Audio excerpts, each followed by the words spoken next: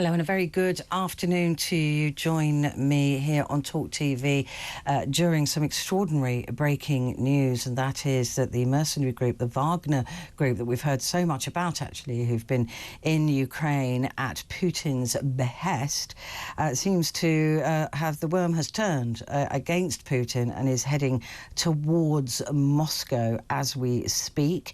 There's been a demand from the leader of the group to meet up with military leaders. So Prigozhin, Yevgeny has asked to see the men, I think, that he would accuse of firing a missile at his men. So we don't know what that conversation is going to look like, but he's demanding an audience with them, or he will march on Moscow. This group, this mercenary group that are well-blooded. They've worked in many different places as a mercenary group. They've been, bought and paid for soldiers, and they're a rough group of guys. We've heard about them for years and years, about the kind of behaviours that they mete out and the kind of retribution they mete out onto who they see as enemy. They're paid to see who's enemy combatants. An extraordinary group of men. And in recent time, of course, we've heard them say some pretty negative things about the Putin regime, about Putin's military, and some say that this was bound to happen if you rattle the cage of a mercenary group. This is what happens when you do that, is that they turn against you. But it seems that Vladimir Putin has woefully underestimated, yet again it would appear, the military fight back of not only the Ukrainians but of this now mercenary group who appear to have turned against him. I've just got some more news here. The governor of the Lipetsk region, located between the city of Voronezh and the capital Moscow, has asked residents to avoid leaving their homes now and to refrain from travelling either with private vehicles or on public transport. The situation, he says, is under control, but requires understanding on the part of every inhabitant in the region, he said in a statement. BBC News Russian sources say the Wagner mercenaries have seized military sites in the city, and although we are hearing of fires and we had some rumours of a helicopter attack, we're not hearing of great bloody battles occurring, which may tell us more about the state of play with the Russian military than Vladimir Putin wants us to learn.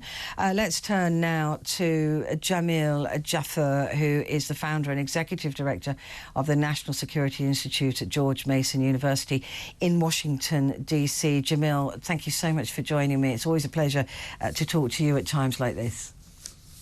Thanks for having me. What do you make of this latest, quite extraordinary set of actions by the mercenary group, the Wagner group? Well, obviously, a developing set of events now in Russia. Surprising that it's gone this far. We're now about 12 hours into whether you call it a uprising or a coup or a mutiny, whatever term you want to use for what's happening right now, it does appear quite serious. The Wagner Group is a serious fighting group. The Russians have depended on them in the Ukraine fight. The fact that these 25,000 troops may not be under Russian direction anymore and maybe acting contrary to Moscow's instructions and Vladimir Putin's instructions is nothing short of shocking. I mean, America is, you are literally just waking up to this. You've just woken up to this news. Although the Wagner Group, they have been voicing their displeasure with Moscow, they've not been very quiet about how they feel that the war is going, how soldiers are being treated, how they've been treated.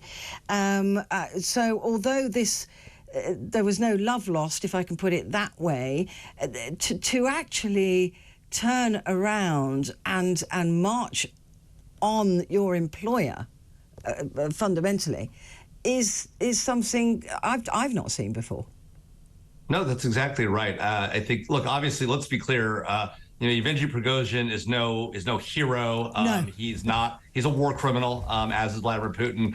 And these Wagner troops are not, any sort of liberators. That being said, the fact that they are acting contrary to apparently, again, we don't, again, the fog of war, we don't actually know what's going on. We know what we're seeing reported in the media and the like. But based on what appears to be the reporting, the fact that they are not obeying Moscow's instructions, that they are not, that they are acting not just contrary to their instructions, but are actually appearing to take territory, take Rostov, the Southern Military District headquarters, and are moving towards Moscow. That alone is hugely problematic for Vladimir Putin, for the Russian military.